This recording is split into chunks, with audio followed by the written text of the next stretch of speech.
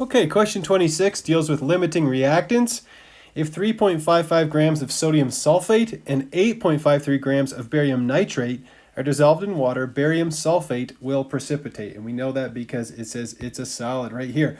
Which reactant is limiting, and what is the mass of barium sulfate that's going to precipitate? So what we're going to do is we're going to start out with our 3.55 grams of sodium sulfate, and then we're going to work with our 8.53 grams of barium nitrate, and we're going to determine what the amount of barium sulfate that would be produced is if we had 3.55 grams of sodium sulfate and all of the barium nitrate in the universe available to us, or if we had 8.53 grams of barium nitrate available to us and all of the sodium sulfate in the universe available.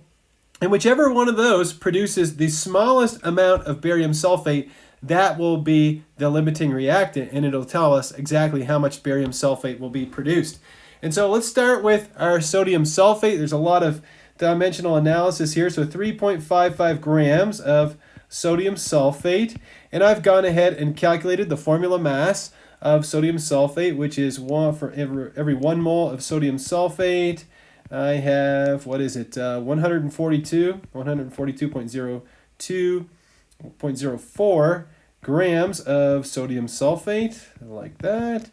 And from my balanced equation, that's right here, I know that when I have 1 mole of sodium sulfate reacting, I produce 1 mole of barium sulfate. And so I'll put 1 mole of sodium sulfate produces 1 mole of barium sulfate, like that. And then I know that in 1 mole of barium sulfate, there are, and I've gone ahead and calculated this ahead of time, 233.38 grams of barium sulfate. So when you punch all that in your calculator, you can see that the grams of sodium sulfate cancel out, moles of sodium sulfate cancel out, as do moles of barium sulfate, and we're left over with our answer, which is 5.83 grams of barium sulfate. Okay, so that's, again, if we had 3.55 grams of sodium sulfate and we were not limited by the amount of barium nitrate. And so now we're going to do the exact same exercise for our barium nitrate. I'll do it down here. So we're starting with 8.53 grams of barium nitrate. Okay, and I've gone ahead and looked up the molar mass of barium nitrate, and for 1 mole of barium nitrate, we have 261.34 grams of barium nitrate. Okay, like that.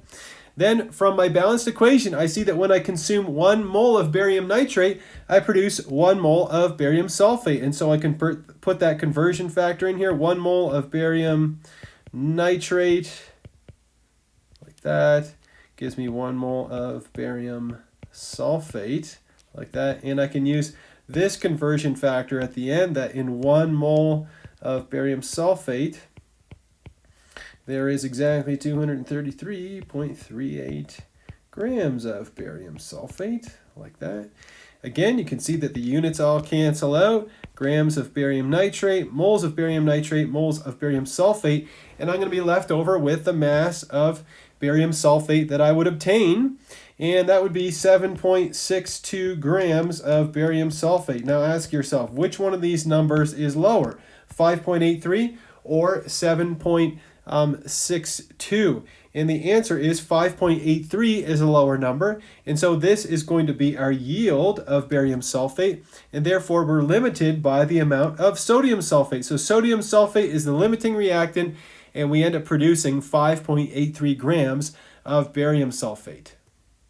Question 27 asks us, which of the following compounds contains 8.4% hydrogen by mass? So if we want to figure out the mass, if we want to know the mass percent of hydrogen in any of these compounds, we're going to take the mass of hydrogen in any one of these compounds, in a mole of any one of these compounds, and we're going to divide it by the mass of the compound, okay, compound, and we're going to multiply that by 100%. So I'm not going to do that for all of these because that's pretty time consuming, but it's definitely doable, and I've gone ahead and done that already.